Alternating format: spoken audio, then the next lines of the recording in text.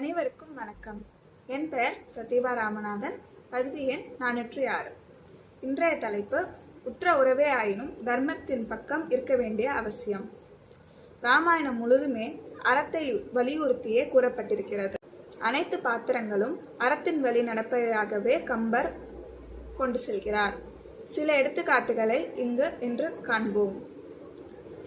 சீதையை மணந்தவுடன் ராமர் சொன்னார், இப்பிறவிக்கு 2 மாந்தரை சிந்தையாலும் தொடேன் என்று. அதே போல ஒருவருக்கு ஒருத்தி என்று வாழ்ந்தும் காட்டினார். அடுத்து தசரத மன்னரோ சொன்ன சொல் தவறக்கூடாது என்பதற்காக கைகையை கேட்கும் மனதிற்கு மிகவும் கடினமாக இருப்பினும் ஏற்று தன் வாக்கினை காப்பாற்றி அறத்தின் வழி நடந்தார். ராமர் 14 ஆண்டுகள் வனவாசம் ஏற்றதும் அறத்தை காக்கவே. பரதர் தம்பியாக இருந்தும் அண்ணன் தான் நாட்டை ஆள வேண்டும் என்று எண்ணினான். அதற்காக அண்ணன் ராமரின் பாதுகைகளுக்கு மணிமுடி சூட்டி பட்டாபிஷேகம் செய்து அவரின் பெயரிலேயே ஆட்சியும் புரிந்தார். விஸ்வாமித்திரர் கற்றுக் கொடுத்த பலா அதிபலா என்ற 2 மந்திரங்களை உபயோகப்படுத்தி லக்ஷ்மணன் உண்ணாமலும் உறங்காமலும் சுமித்ரா தேவியின் சொல்படி தொண்டனின் அறத்தை காத்து இருந்தார். சீதையை காப்பாற்ற முயன்று தன் உயிரை விட்ட ஜடாயுவிற்கு நீர்க்கடன் செய்து அறவழியில் நின்றார் ராமர். 14 ஆண்டுகள் வனவாசம் என்ற பின் நாட்டுக்குள் செல்லலாமா? அது அறத்தின் வழி ஆகாதல்லவா? ஆனால் நடுவில் சுக்ரீவனுக்கு பட்டாபிஷேகம் செய்ய வேண்டும்.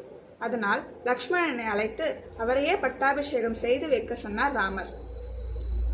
இவர்களை எல்லாம் கூட விட்டுவிடலாம். தர்மத்தின் பின்பற்றுபவர்களின் மத்தியில் இருந்து அறத்தை பின்பற்றினார்கள். ஆனால் விபீஷ்ணர் தன் உறவினர் அனைவரும், ஏன் தன் உடன் பிறந்தவர்கள் எல்லோரும் கூட ராமனை எதிர்த்து நிற்பதை தெரிந்தும் அது அறமன்று என்று உணர்ந்து ராமருடன் வந்து இணைகிறார். கிருஷ்ணரின் மகளான திரிசடையும் தன் பெரியப்பா மற்றும் அந்நாட்டின் மன்னனே என்றாலும் ராவணின் போக்கு அறத்திற்கு புறம்பானது என்று உணர்ந்தார். அதற்காக சீதைக்கு துணை புரிந்து அறம் செய்தார்கள். சில இடங்களில், அதாவது இந்திரஜித், கும்பகர்ணன் போன்ற பாத்திரங்களின் வடிவமைப்பு அவர்களின் தர்மத்தின் பக்கம் நிற்கவில்லை என்பதை அவர்களும் நன்றாகவே உணர்ந்திருந்தனர்.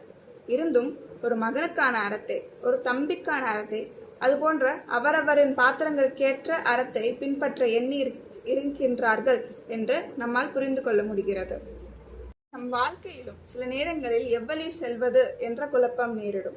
அப்பொழுது நம் சுயநலம், உறவுகள், சொந்த பந்தம் இவற்றை விட அறத்தின் வழியில் முடிவுகளை எடுக்க வேண்டும் என்பது நாம் ராமாயணத்தின் மூலம் கற்றுக்கொள்கிறோம். நன்றி, வணக்கம்.